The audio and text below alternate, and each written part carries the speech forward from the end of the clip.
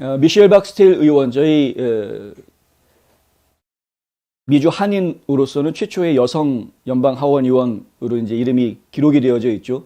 영킴 의원과 함께 두 명의 캘리포니아 연방 하원 의원이 두 명 탄생했었는데, 이 올해 11월에 또다시 이제 선거를 치르게 됩니다. 재선에 출마해 있는 상태이고요.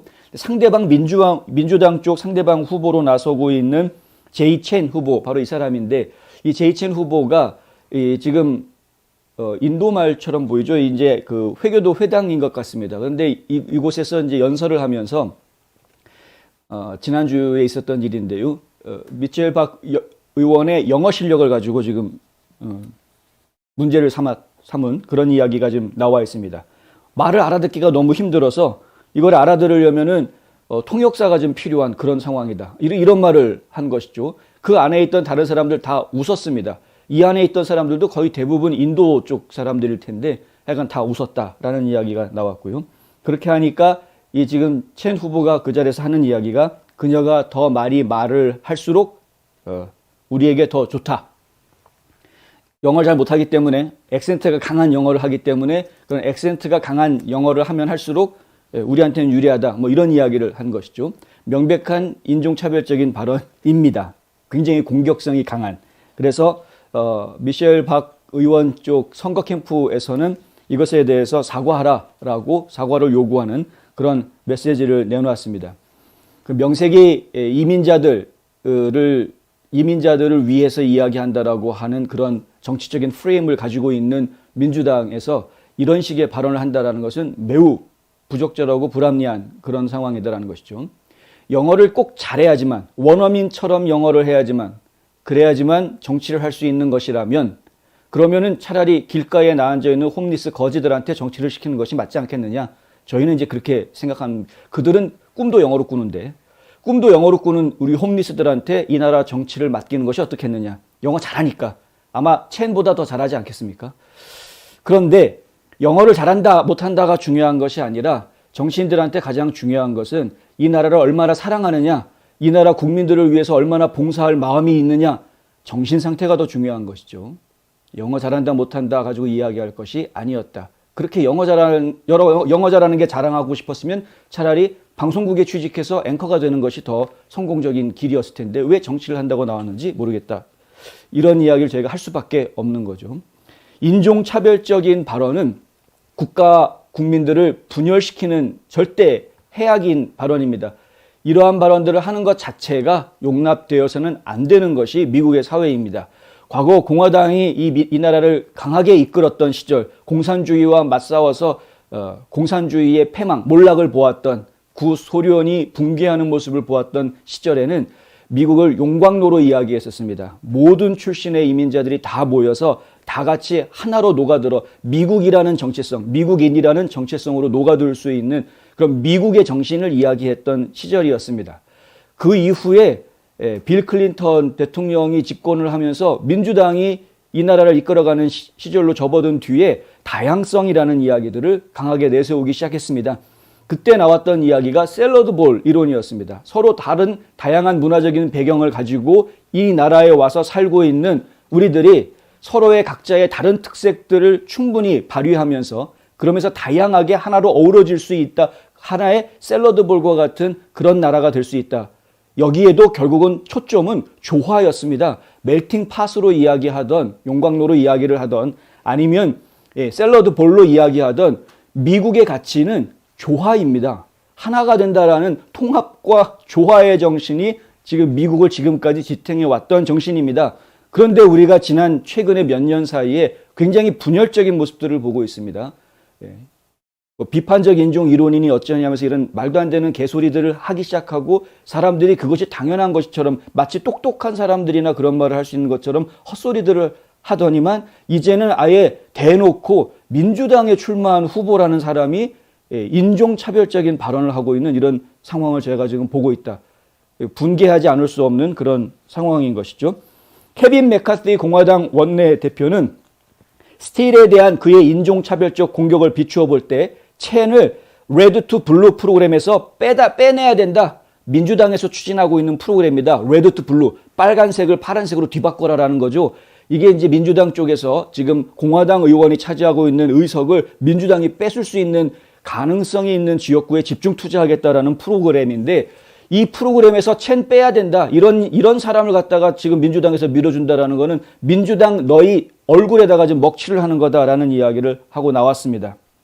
맥카티 의원은 이렇게 이야기합니다. 민주당 의회 선거운동 의원회는 미셸 스틸 하원 의원에 대한 인종차별적인 공격에 비추어 제이 첸을 레드 투 블루 프로그램에서 즉각 부인하고 제거해야만 한다. 팍스뉴스 디지털과 인터뷰하면서 이런 얘기가 나왔는데요. 제이 첸이 한 것과 같은 수치스러운 발언은 우리나라의 정치 담론에 설 자리가 없으며 DCCC, 그러니까 민주당 의회 선거운동위원회, 이곳은 이러한 인종차별적인 발언을 승인하지 않아야 된다는 거죠. 승인하지 않는 한 행동할 수 있다, 이렇게 이야기합니다. 인종차별적인 것들을 받아들여가면서 그러면서 선거운동 지원해 준다라고 하면 그럼 가짜 민주당이다 이거죠. 너희들은 가짜 정치인들이다. 미국의 정신이라는 건 그렇게 만들어진 게 아니었습니다.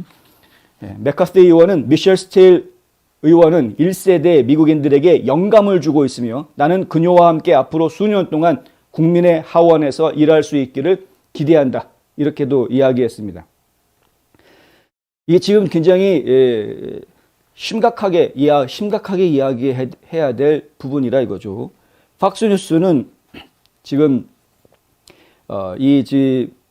첸이라는 후보의 과거 전력을 지금 이제 지적하고 나왔는데, 뭐냐면 과거에 이제 워싱턴 프리 비컨이라는 매체에서, 여기도 이제 우익 매체입니다만은, 이 매체에서 첸 의원이 예전에 이런 일을 10년 전쯤에 무슨 얘기를 했었느냐, 캘리포니아에 있는 본인 지역구에다가 공자 교실, 이거를 지금 교육청에 도입하려고 하는 그런 추진을 했었다. 공자 교실은 지금 우리가 알고 있는 대학에 주로 들어가 있는 공자 학당과 연계되어져 있는 프로그램이다. 공자 학당 프로그램은 중국 공산당이 베이징의 글로벌 선전 및 악성 영향력 캠페인의 일환으로 추진해온 프로그램이다. 이것은 국무부에서 한 말입니다.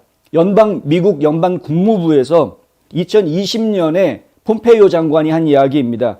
공자학당 프로그램은 중국 공산당이 자기네들의 아젠다를 미국에 있는 지식인들 층의 머릿속에다가 심어넣기 위해서, 선전선동하기 위해서 지금 운영하고 있는 것이다 라는 것이죠. 중국 공산당의 선전기관이다. 아예 당시 국무부에서는 그래서 공자학당을 갖다가 중국 공산당의 선전기관 딱 못을 박아놓고 마치 테러 집단과 비슷하게 억압하는 정책을 펼쳤습니다. 그래서 공자학당을 받아들이고 있는, 그쪽을 통해서 중국 공산당의 자금을 받아들이고 있는 대학들에 대해서는 연방자금 지원 안 하겠다라는 이야기까지 나왔었죠.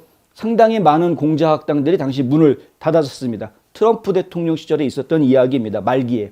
이것이 계속 쭉 추진이 됐어야 됐는데, 그 당시 그것을 추진하기 전에 이미 상당히 많은 공자학당들이 미국 내 침투해 있었죠. 100개가 넘는 공자학당들이. 공자학당이라고 이야기하는 거는 한국에서 이야기하는 이제 세종학당과 비슷한 개념으로요.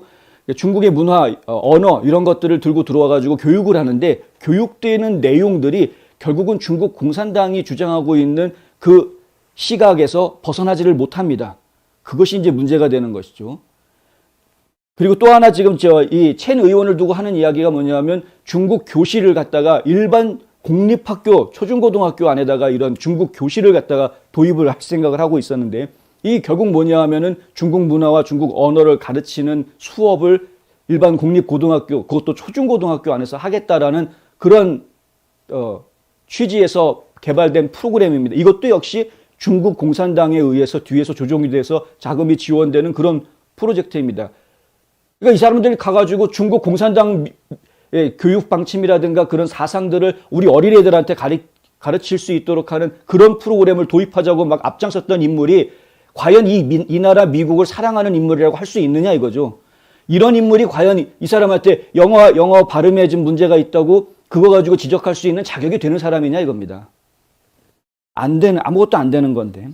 캘리포니아 민주당원인 이 첸은 플랜드 페어런트후드, 그러니까 계획된 부모라고 해서 낙태 옹호해주고 있는 이 단체로의 지원을 받고 있고요.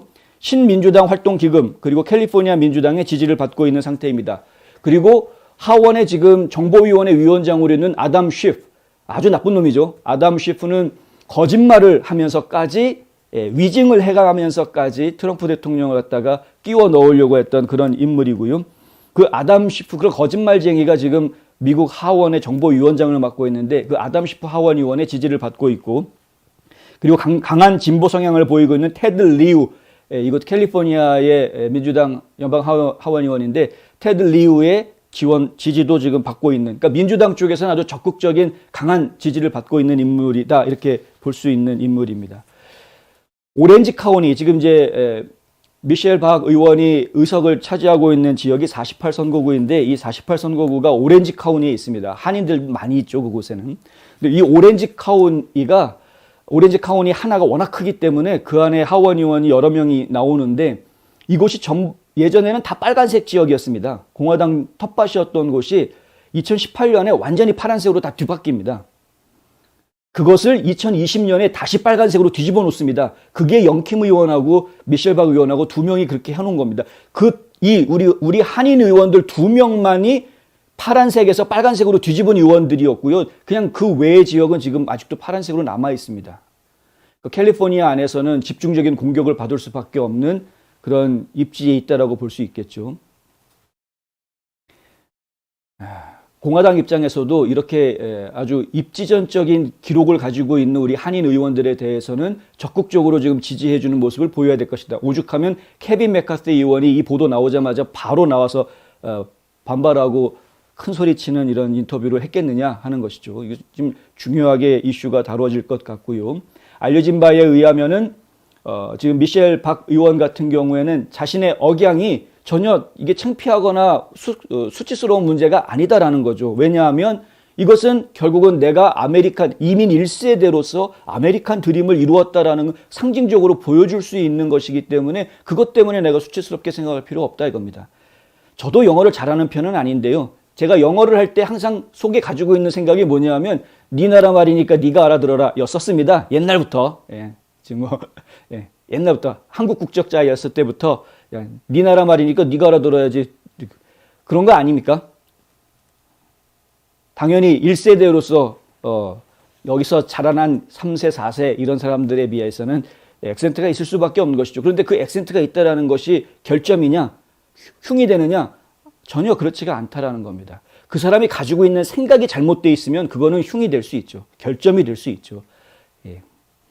그리고 미셸 박 의원 같은 경우에는 한국어가 모국어지만 일본어가 그 다음에 제2외국어였다고 하고요. 그리고 영어는 지금 세 번째 언어라고 합니다. 그러니까 액센트 문제에 있어서는 남들보다는 좀 더 힘들 수밖에 없는 그런 상황이다 이거죠. 그런데 그런 액센트 문제가 있는 것 정도를 가지고, 발음상의 문제가 있는 정도를 가지고 이 첸이라는 후보는 뭐라고 몰아세웠냐 하면은, 지금 미셸 박 의원이 하는 이야기는 본인 생각을 얘기하는 게 아니고 남편 얘기를 하는 거다. 남편이 공화당 임원이기 때문에 남편이 이야기해주는 공화당의 이야기들 그대로 그냥 앵무새처럼 되받아서 얘기하는 거지 본인 생각을 얘기하는 것도 아니다라는 식으로 몰아붙였었습니다. 매우 악질적인 말을 했던 것이기 때문에 이것은 저희가 반드시 사과를 받아내고 넘어가야 되겠다.